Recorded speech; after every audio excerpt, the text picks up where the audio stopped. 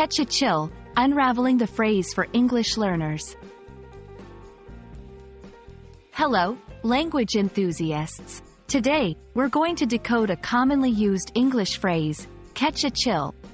Whether you're a beginner or an advanced learner, understanding such phrases can add a natural flair to your English speaking and writing. So, let's dive into the nuances of this interesting expression. The phrase, catch a chill, is used to describe the situation where someone becomes slightly cold and, as a result, might start feeling unwell. It doesn't necessarily mean catching a serious illness like a cold or flu, but indicates the initial feeling of discomfort due to cold weather or a draft.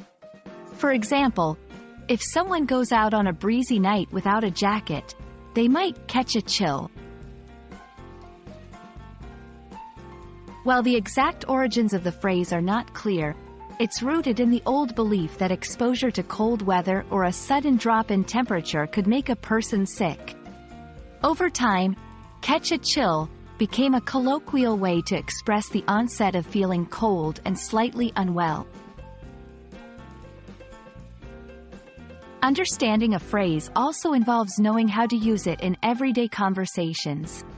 Here are some examples.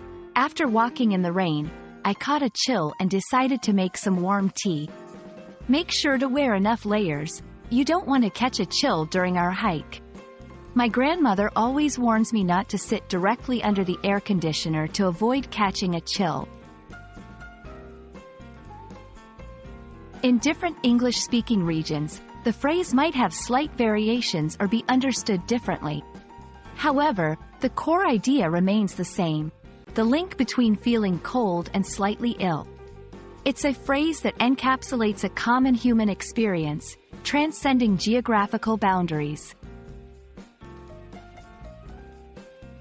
Understanding phrases like catch a chill adds depth and color to your English. It's not just about the words, but the culture and history behind them. We hope this video helps you grasp the essence of this phrase and use it confidently in your conversations. Stay curious, and keep exploring the richness of the English language.